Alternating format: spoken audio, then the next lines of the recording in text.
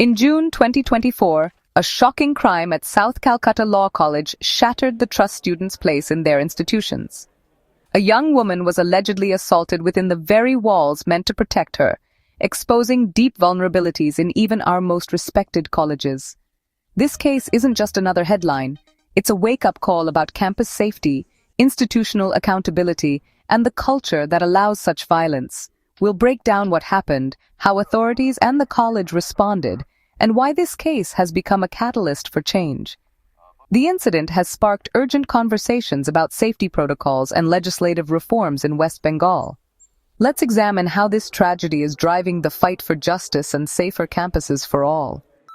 On June 25, 2024, a 24-year-old student at South Calcutta Law College reported being gang-raped inside the college's security guard room, a place meant for safety.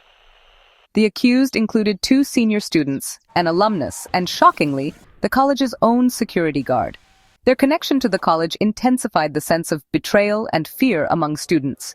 Police quickly arrested Manojit Mishra, Promit Mukherjee, Zaid Ahmed, and the security guard, revealing a disturbing breach of trust from within. The crime appeared premeditated, exploiting positions of authority and familiarity. The student community was devastated, realizing the threat came from those they saw every day. Protests erupted, demanding transparency and immediate action. The case became a national symbol of the hidden dangers lurking within educational institutions. Facing public outrage, Kolkata police formed a special investigation team, SIT, led by a senior officer to handle the case with urgency. The SIT swiftly arrested all accused and began forensic analysis, suspect interrogations, and witness interviews. The college administration, under intense scrutiny, was forced to confront glaring security lapses and review its protocols. The crisis exposed the need for real accountability, not just quick fixes. The SIT's formation reassured the public that justice was being pursued, but the spotlight remained on the college's responsibility. Students, parents, and society demanded more than arrests.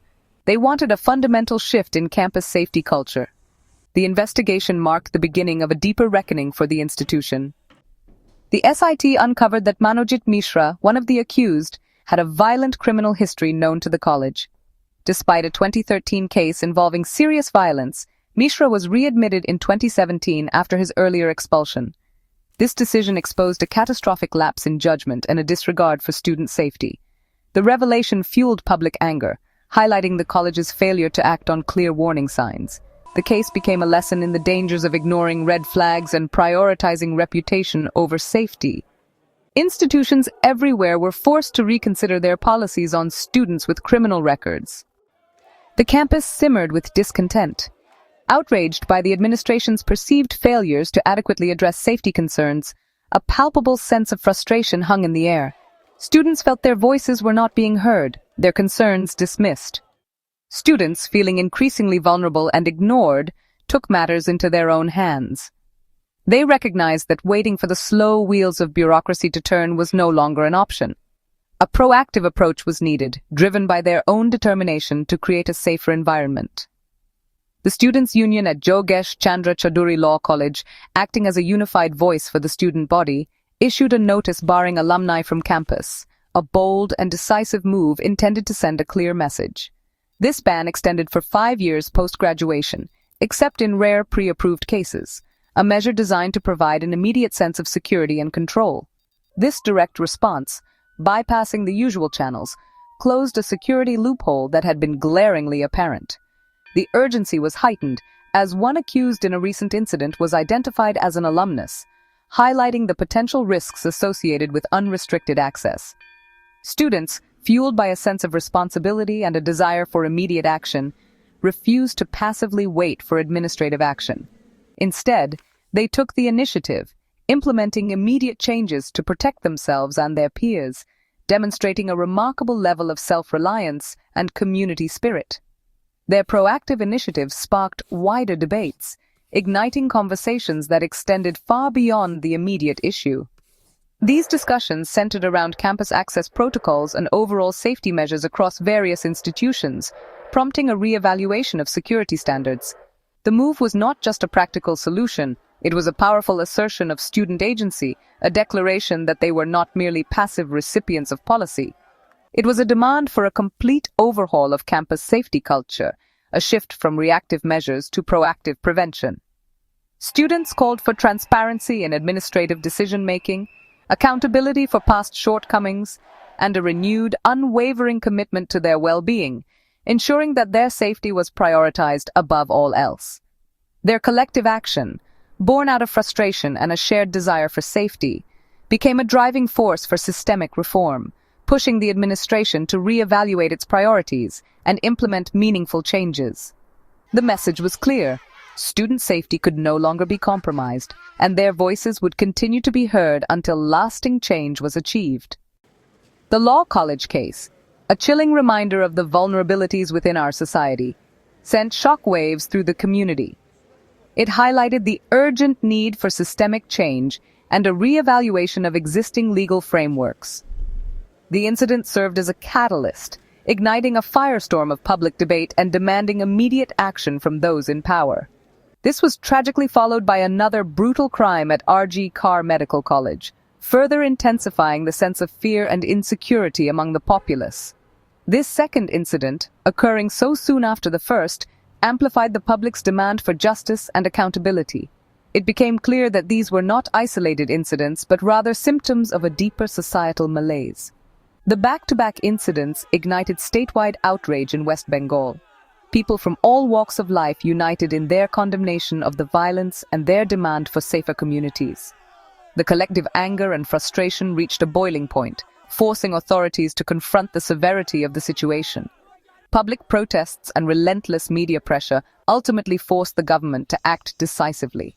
The sheer volume of public outcry, amplified by extensive media coverage, left the government with no choice but to acknowledge the gravity of the situation and commit to meaningful change. In response, the state began drafting a new, tougher bill, signaling a commitment to strengthening legal protections and holding perpetrators accountable. The primary objective was to address the alarming rise in crimes against women and children, with the core aim of deterring future offenders through stricter penalties and more effective law enforcement. The hope was that these measures would send a clear message that such crimes would not be tolerated. The Aparajita Bill was officially introduced in the Assembly on September 3, 2024, signaling a major shift in legal policy and a renewed focus on safeguarding vulnerable populations. This marked a significant step forward in the ongoing effort to create a safer and more just society for all. This legislation was a direct response to the overwhelming public demand for justice, accountability, and stricter punishments for those who commit heinous acts. The bill's introduction marked a crucial turning point, powerfully showing the strength and impact of collective action in shaping the legal landscape. It demonstrated that when citizens unite and raise their voices, they can influence policy and drive meaningful change. These critical reforms were forged in the immediate aftermath of tragedy, and not in isolation, but through the combined efforts of concerned citizens, dedicated activists, and responsive government officials. The government's swift response was a clear and vital acknowledgement of the power of the people's voice and their unwavering demand for a safer and more just society. The Aparajita Woman and Child. Bill 2024 made West Bengal the first state to amend central laws on sexual crimes at the state level. The bill prescribes the death penalty for rape resulting in death or a vegetative state, and life imprisonment without parole for other severe sexual crimes. Its passage reflected rare political unity and overwhelming public support. The law aims to ensure dangerous offenders remain behind bars for life, addressing concerns about early release. The Aparajita Bill stands as a powerful legal shield, setting new standards for justice and deterrence. It's a testament to what can be achieved when outrage leads to action. While laws alone can't end violence, they are a crucial step toward a safer society. The Kolkata Law College case, with its shocking details and disturbing implications, was not an isolated event. It wasn't a one-off incident that could be easily dismissed or explained away. Instead, it was part of a disturbing pattern, a series of incidents that revealed a deeper, more systemic problem plaguing institutions across the state, a trend that demanded immediate attention and thorough investigation. In August 2024, just months after the Law College incident, a postgraduate doctor was brutally raped and murdered within the confines of her own workplace. The horrific crime occurred at R.G. Carr Medical College, one of the most respected medical institutions in Kolkata, sending shockwaves through the medical community and the city at large.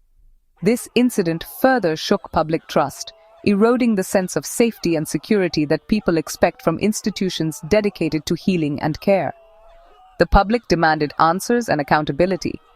What made these cases particularly alarming was the fact that the accused in both cases were insiders, individuals who had access to the institutions and were trusted members of the community. These insiders included students, alumni, and even security staff, those entrusted with maintaining order and protecting the vulnerable. Their involvement pointed to a breakdown in internal controls and oversight. This exposure highlighted systemic failures within these institutions, revealing a lack of proper vetting procedures, inadequate security measures, and a culture of silence that allowed such abuses to occur. Due to the gravity of the situation and growing public outcry, the Calcutta High Court made the decision to transfer the medical college case. The case was handed over to the CBI, the Central Bureau of Investigation, India's premier investigating agency. This transfer was made citing a lack of confidence in the local investigation, reflecting concerns about potential bias or incompetence in the handling of such a sensitive and high-profile case. Recognizing the severity and widespread nature of the problem, the Supreme Court of India stepped in and set up a national task force. The task force was specifically mandated to address hospital safety, focusing on improving security protocols and creating a safer environment for both patients and healthcare professionals. The Supreme Court's intervention underscored the recognition of a nationwide crisis, acknowledging that these incidents were not isolated to Kolkata, but represented a systemic issue affecting healthcare institutions across the country. These cases, taken together, revealed a deeply troubling culture of negligence, a disregard for safety and security that had allowed these horrific incidents to occur. They forced a reckoning with institutional accountability, demanding a fundamental shift in how these institutions were governed and managed, and a commitment to ensuring the safety and well-being of all individuals within their walls. The Aparajita Bill, a landmark piece of legislation aimed at addressing these systemic issues, was born from this cumulative trauma. It was not just a response to a single tragedy, but a direct consequence of a series of failures and a pattern of violence that had been allowed to fester for too long. The pattern of violence, the repeated failures, and the growing public outrage finally galvanized. This galvanized the state and nation into action, prompting a comprehensive review of existing laws and policies, and ultimately leading to the creation of the Aparajita Bill. As of July 2025, the legal process in the Kolkata Law College case continues, with the accused in custody and the SIT building its case. The survivors' fight for justice is ongoing, but the changes sparked by this tragedy are already reshaping campus safety and legal standards. New rules and the Aparajita Bill are steps forward, but their true impact depends on consistent enforcement and cultural change. The responsibility for safer campuses lies with everyone: students, faculty, and administrators. This is a marathon, not a sprint, requiring ongoing vigilance and support for survivors.